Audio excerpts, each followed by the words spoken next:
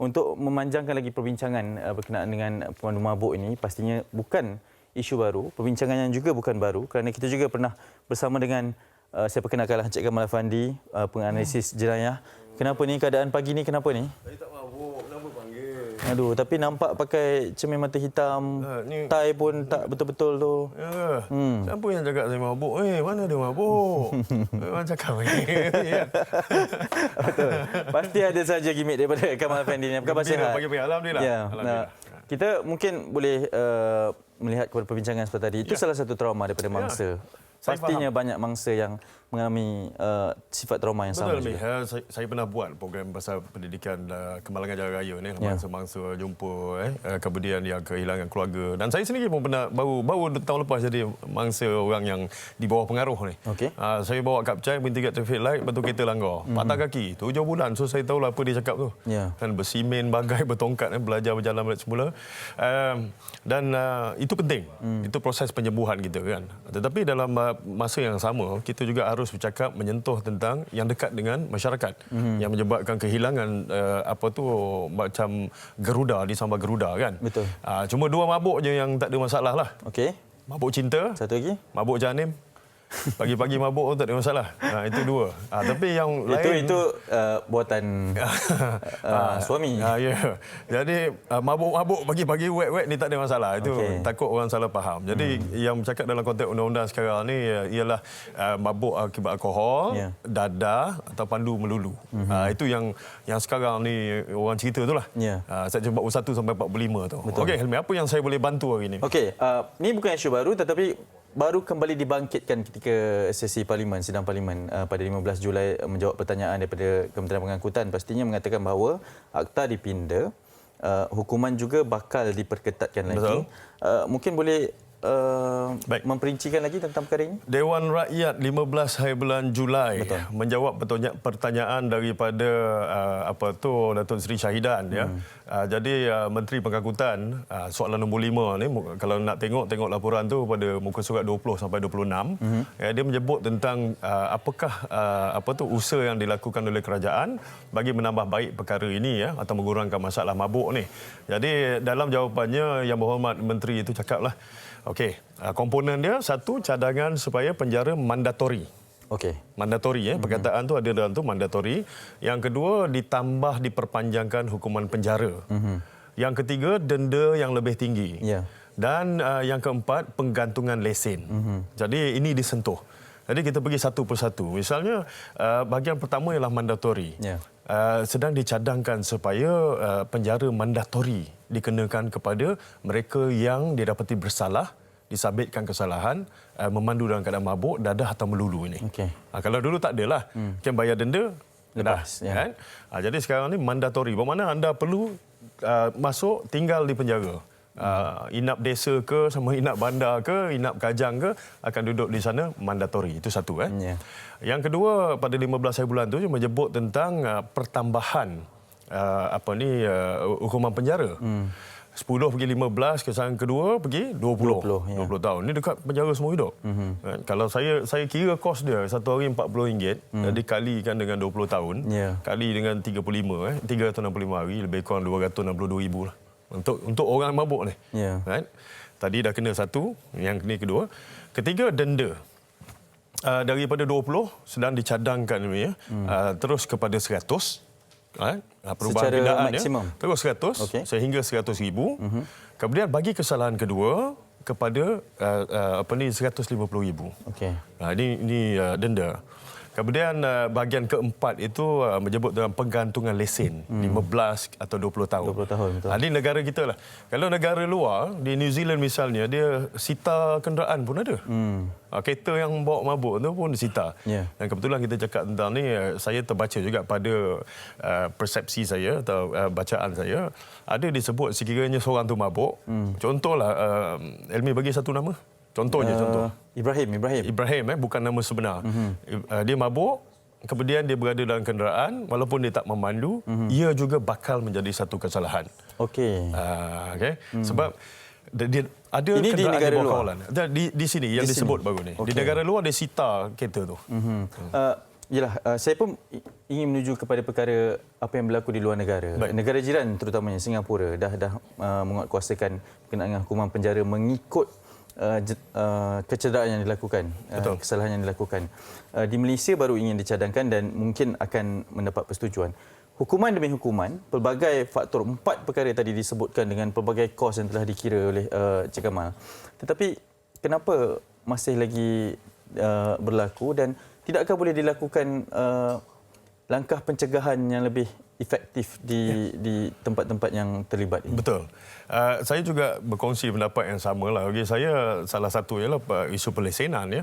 Jika satu premis dibenarkan dengan alkohol, ia perlu juga mempunyai kawalan tertentu. Bukan kawalan pelesenan, tetapi tuan punya premis hendaklah diberi tanggungjawab, dipertanggungjawabkan. Ya, di mana kalau ada orang diminum, dia hendak bertanggungjawab orang ini tidak boleh memandu. Betul. Tapi kuasa undang-undang tu hendaklah diberi, punca kuasa undang-undang tu mana dikendaki dengan ini gini-gini ya, maka dia boleh jadi pengawas lah, penyelia ke apa semua, diwajibkan menerusi lesennya. Itu satu ya. Yang kedua, kalau kita kata tak ada usaha-usaha sebelum ni, ada. Ya. Malangnya ramai orang tak memberi sokongan. Apa dia? PBT, okey, Custom, Pasukan Gerakan Am, AKSEM. Pada setiap masa kita boleh tengok laporan mereka menahan satu lori cuba menyeludup alkohol ya. Jalan laut, darat ke apa semua ni. Malangnya premis-premis yang jual masih dirahsiakan oleh sebahagian besar daripada orang ramai. Dia tak salurkan maklumat kepada pihak berkuasa. Jadi bukankah itu menyebabkan kacau ganggu sini ya, saluran sistem. Jadi anda boleh beli di kedai sebenarnya, anda boleh beli di kedai-kedai tertentu, kedai runcit yang dikeluarkan lesen atau restoran ya, ataupun pub. Tetapi yang ini ni, yang pasar gelap ni, siapa yang tahu pasar gelap ni? Kita lah tahu, kadang-kadang kita nampak tapi kita tak beritahu.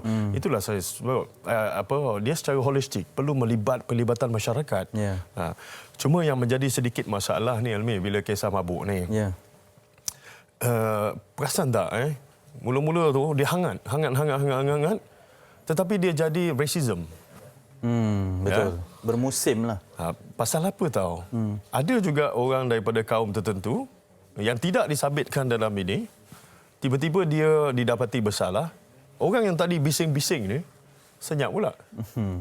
Jadi dia menjadi satu isu perpaduan kaum. Kerana perpaduan atau mungkin perpecahan juga. Perpecahan lah. Jadi dia pecah je itu. Jadi tidak sepatutnya menjadi isu nasional yang sama rata saja. Kita orang Malaysia. Sama ada dari keturunan Melayu, Cina, India, ke Murut, Kadazan, Bajau, Iban. Kita adalah rakyat Malaysia.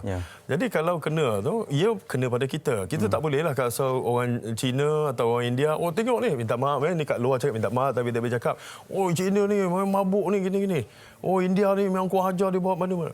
Tetapi bila orang Melayu kena, yang sama itu yang senyap. Jadi ini tak boleh. Yang kedua, masalah penguatkuasaan ni ya. Alat yang kita gunakan kadang-kadang telah menjadi ketinggalan zaman lah. Betul. Ada yang baru. Macam inilah. Saya tahan Elmi, saya nak buat ujian. Ujian apa yang Elmi tahu sekarang? Elmi siapa pula? Saya Hanif. Tak, bukan nama sebenar. Oh, okey. Kita kan tadi cakap pasal Ibrahim. Okey. Hang ni, kau mabuk ke apa ni? Tak betul. Saya nampak alat ujian ni. Ini nak uji lah ni. Okey. Jadi kata saya tahan Elmi. Kemudian si Elmi dia kata dia mabuk. Dia tak mabuk. Saya suruh dia embus. Yang alat sekarang kan breathalyzer yang embuskan EBA ni. Jadi bila dia tak membus, saya nak buat apa? Jadi teknologi sekarang memungkinkan satu seperti ini. Okay. Saya akan power up. Ini alat pengesahan baru menggunakan sel lah. Dia ada technical kan. Kita perlu bagi tangan dulu. Tak apa, saya cuba dekat sini. Saya tak perlu ni, saya just tekan macam ni. Dia akan buat ujian. Okey. Katalah ni alkohol ya. Okey. So you tak perlu embus pun, tak perlu apa, semua saya aja buat dan kosong. Okey. Baiklah, sekarang kita cuba meletakkan sedikit yang sampel ada elemen alkohol ya. Sedikit sampel alkohol. Okey. Sedikit Sedikit je ya. Okey. Dan kemudian saya buat sebentar. Saya buat ujian ni semula kan. Okey. Nampak itu klip-klip kusangka api? Okey. Dengan sendiri anda akan dapat membaca kadar alkohol di sini. 0.85. Okey, 0.85 bermakna atas ya. Kita punya 0.8 tahap kita. Bila 0.85 bermakna ada kandungan alkohol yang tinggi. Dia mikro lah dikira dalam tu per 100 miligram nafas. Kalau dalam darah tu yang sekarang ni yang nak dibuat tu pindaan yang dicadang oleh menteri tu, kabinet dah luluskan kan. So dia cakap kalau dalam nafas kan daripada sekian 35 nak turun 22. Okey, kalau dalam darah daripada 80 nak pergi 50. Betul. Okey. Kemudian kalau dalam urin 107 kepada 67. Ini yang sedang cuba dibuat. Nampak ni senang kan? Betul. Baiklah saya pergi kat orang, "Cik, katalah si Helmi tadi mengaku dia mabuk."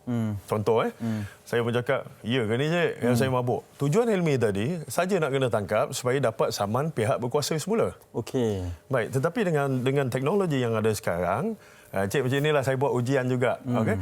Dapati tidak ada sebab. Ini preliminary testing lah. Kalau alat EBA Mark II, dia adalah evidential. Evidential boleh diguna di mahkamah untuk jadikan bukti. Yang ini preliminary. Kan? Ketepatannya? Semua mesin ini antara plus minus 10. Okey. Cuma dalam konteks bajet lah. Saya teruja juga bila saya tahu. Mungkin ringkas saja sebab kita dah tak sikit. apa. Kita nak buat pasal mabuk, kita perlu peralatan kepada pihak berkuasa. Okey. Pelesenan kita dah buat yang tadi kita cakap. Sekarang ni peralatan. Yang paling penting juga adalah daripada orang ramai. Tampil, sampaikan maklumat tentang arak seludup ke, pendadah ke apa semua. Sebab yang penting. Kan? Inilah keadaan yang sedang dilakukan. InsyaAllah permintaan masyarakat itu akan dapat diisi kali ini dan kita bakal melihat ia dikuatkuasakan. Betul, dan itu juga harapan semua rakyat Malaysia terutamanya, dan mungkin isu ini dapat dikurangkan. Kamal Effendi, terima kasih banyak. Sama-sama. Kacamata itu kita simpan teruslah. Kan salah Helmi Hanif ya. InsyaAllah. Penganalisis jenayah bercerita berkenaan dengan hukuman pemandu mabuk dan juga situasi sekarang. Juga memberikan sedikit gambaran berkenaan dengan alatan yang bakal digunakan oleh pihak berkuasa.